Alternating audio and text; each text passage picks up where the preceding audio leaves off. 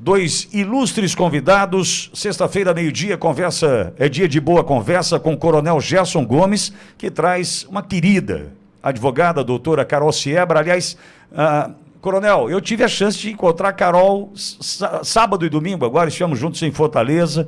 Ela me recebeu ali com tanto carinho ao lado do senador Eduardo Girão, lançando a pré-candidatura, inclusive, dessa gigante, né, dessa doutora Carol Siebra. Enfim, estou entre amigos aqui. Coronel, vou dar um ladies first aqui, vou dar um bom dia, aliás, uma boa tarde para a Carol. Na sequência, eu faço essa saudação ao senhor. Carol, boa tarde, seja bem-vinda, querida.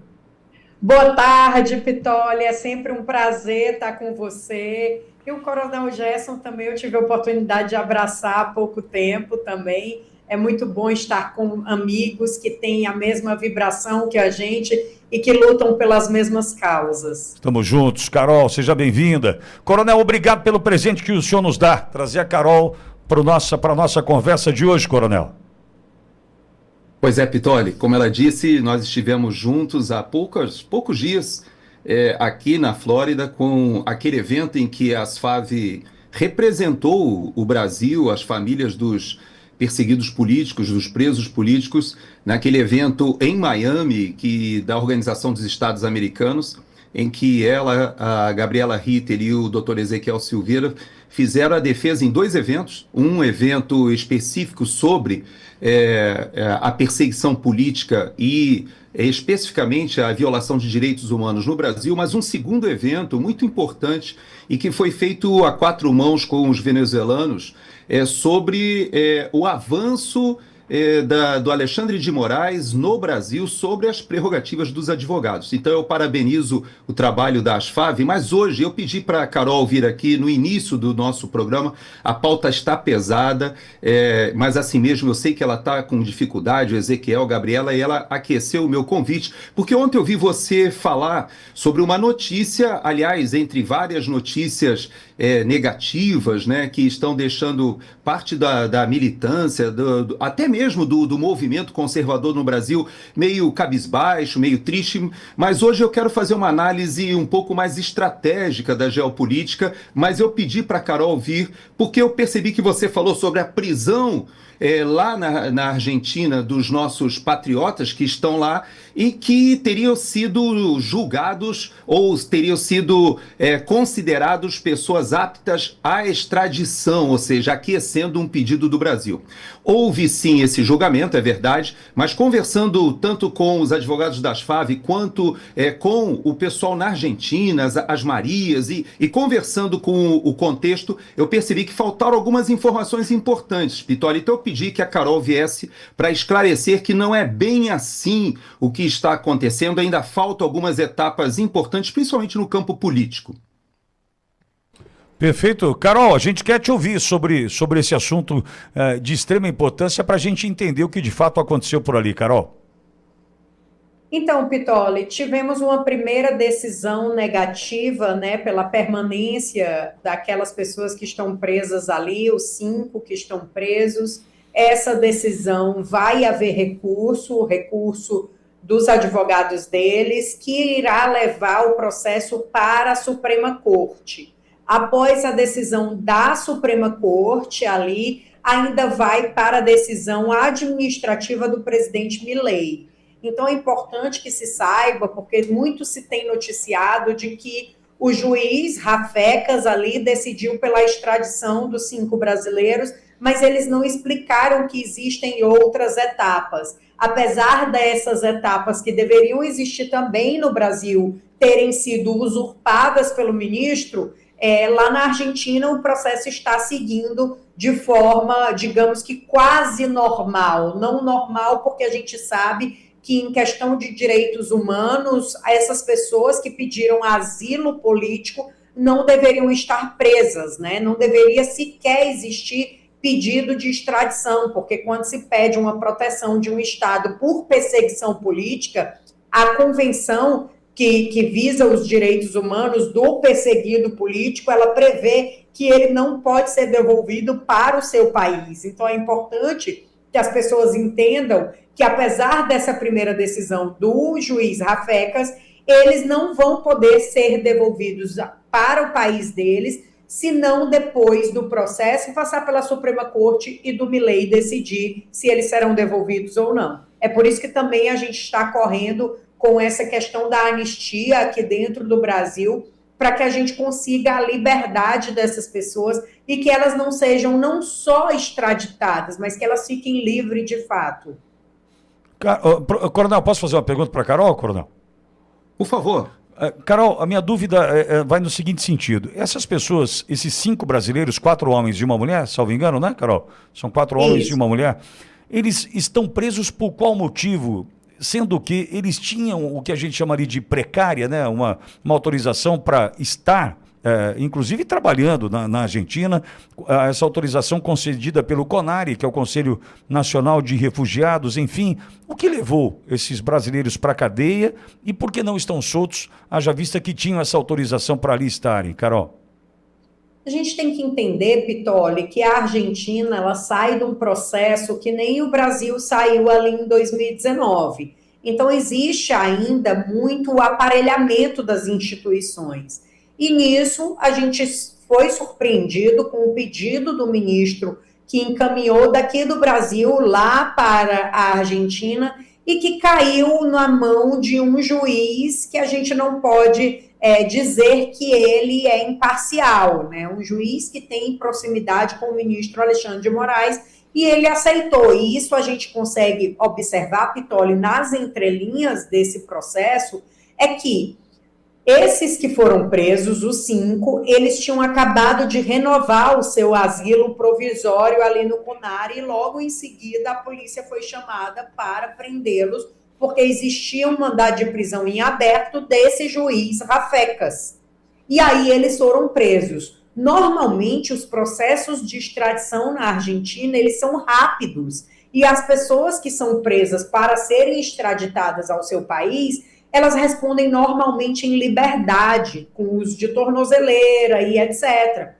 Esses 5 brasileiros, eles estão numa situação completamente atípica na Argentina. Eles estão presos há mais de 1 ano por conta do Rafecas, que é esse juiz. E esse juiz, ele não só nega o pedido de soltura dessas pessoas, como ele adia, foi até um milagre que essa audiência não tenha sido adiada, porque bate um vento mais forte, ele adia a audiência para poder manter essas pessoas presas. Então, a gente não pode acreditar na isenção de um processo judicial, como está ocorrendo na Argentina, se o juiz que lá está, ele tem uma proximidade com o ministro que comete ilegalidades no Brasil. Coronel, pois não? Não, eu vou encerrar essa primeira parte e, de fato, existe um contexto político no que está acontecendo na Argentina. Nós temos, inclusive, um 6º brasileiro que foi preso agora ali na fronteira com o Paraguai também, que eu não sei detalhes, talvez a Carol possa nos informar, que estaria se deslocando da Argentina para o Paraguai. Mas é bom a gente entender que existem aproximadamente 300 ou mais refugiados políticos na Argentina, exilados políticos. É uma situação dramática que nós estamos vivendo, porque nós temos exilados desde na Polônia, com o Didi Redpil, até aqui nos Estados Unidos já a Elisa Robson como exilada oficialmente. Temos vários pedidos de asilo político aqui nos Estados Unidos, mas temos também exilados na Espanha, exilados na Itália. Nós temos uma situação catastrófica, né, que inclusive é diametralmente oposta àquilo que você acabou de anunciar aí do prêmio que foi dado ao Alexandre de Moraes, respaldado por jornalistas, que é uma vergonha, porque um país que tem essa quantidade de exilados políticos, mais de 2.000 presos políticos, é uma situação dramática e absurda do ponto de vista da associação disso com defesa da democracia. Porém, eu queria que a Carol fechasse essa parte, porque eu vou, obviamente, entrar numa visão um pouco mais ampla do que está acontecendo aqui nos Estados Unidos e na América Latina como um todo. E a Argentina, ela faz parte, é verdade. Nesse exato momento, nós temos F-16 americanos que foram vendidos para a Argentina, que esses F-16, inclusive, fizeram escalas de reabastecimento no Brasil. Eles vieram da Europa, foi um reposicionamento de armamento armamentos autorizados da OTAN para a Argentina. A Argentina comprou agora, recentemente, uma família de blindados sobre rodas que poderia ter comprado do Brasil, da Iveco, que é uma joint venture do Brasil e Itália, que fabrica a nossa família de blindados excelentes sobre rodas. E nós temos visto a Argentina hoje cumprindo um papel na América do Sul de um protagonismo geopolítico gigantesco. Porém, nós não podemos esquecer dois aspectos. O primeiro é que a economia da Argentina ela é menor do que a economia do estado de São Paulo, para que a gente tenha em razões de grandeza. Segundo aspecto, nós não podemos esquecer que Trump e o aporte que ele deu com o Departamento de Tesouro ao Milei era condicionado a ele de fazer o dever de casa de vencer as eleições parlamentares e conseguir o apoio político para implementar o que realmente ele precisa fazer das reformas na Argentina.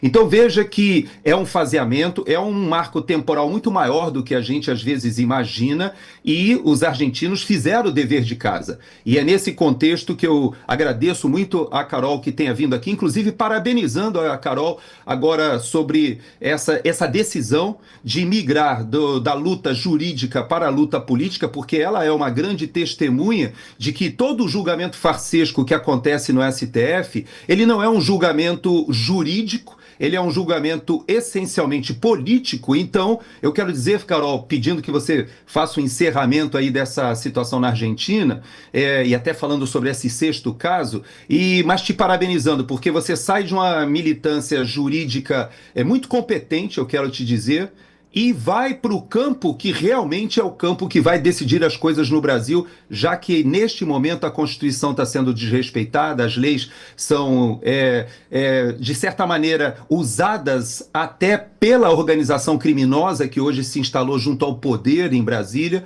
Então eu quero te dizer que eu estou muito feliz de saber que você vai militar aí também na área política, que é realmente a área onde pode reverter essas situações jurídicas injustas.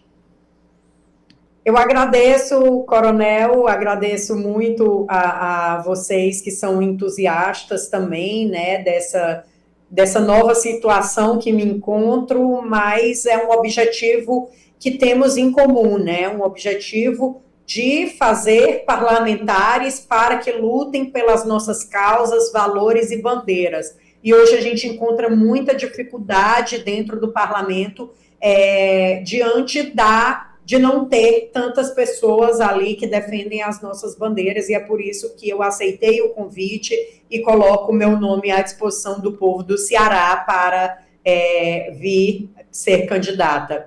Mas a situação hoje na Argentina, vamos voltar para a pessoa que foi presa agora, recente. O nome dela é Sirlene, foi uma senhora que foi presa, ela foi condenada já no Brasil a 14 anos de prisão, e agora está presa na Argentina e deverá seguir esse mesmo processo das pessoas que já estão presas lá. O que acontece? Já existia uma lista com pedido de extradição, essa mesma lista onde essas 5 pessoas que foram presas estavam. O nome dela estava nessa lista. A gente não entendeu ainda, Coronel Epitoli, qual foi essa movimentação que ela tentou fazer. Se ela queria ir para o Paraguai para fincar a casa, domicílio dela lá, por esse medo da prisão que estavam ocorrendo na Argentina, apesar de fazer mais de um ano que não ocorre prisão de ninguém, né? Ou se ela foi ao Paraguai para comprar alguma coisa ou para resolver alguma coisa. É muito comum as pessoas ali da Argentina atravessarem a fronteira para fazer compras no Paraguai, porque tem algumas coisas que ainda são mais benéficas lá. Então, assim, ela foi detida, está presa, estava sendo transferida para Ezeiza. Eu acredito que talvez agora ela possa ficar junto da Ana Paula, que é a outra moça que está presa lá. E é importante que a gente firme também aqui que existem parlamentares que lutam dioturnamente por essas pessoas. Eu vejo muitas críticas na internet dizendo, porque os parlamentares esqueceram desse pessoal, porque os parlamentares isso, porque os parlamentares aquilo, e não é verdade. Eu acompanho a atividade parlamentar, um dos nossos trabalhos desde 2023 é estar dentro do Congresso para poder falar com os parlamentares, para poder cobrar, para poder estar sempre lembrando que essas pessoas existem. Então, esse trabalho de estar lembrando todo o tempo que essas pessoas existem é muito importante.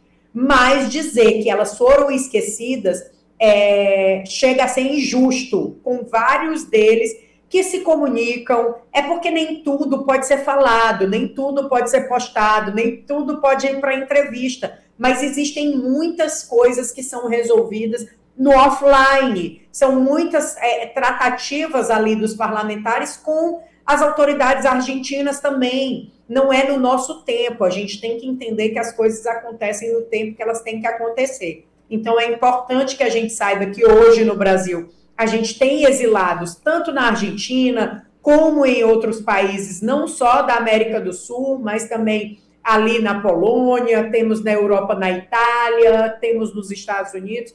Então, temos exilados políticos pelo mundo todo. E isso significa que o Brasil já não é mais uma democracia.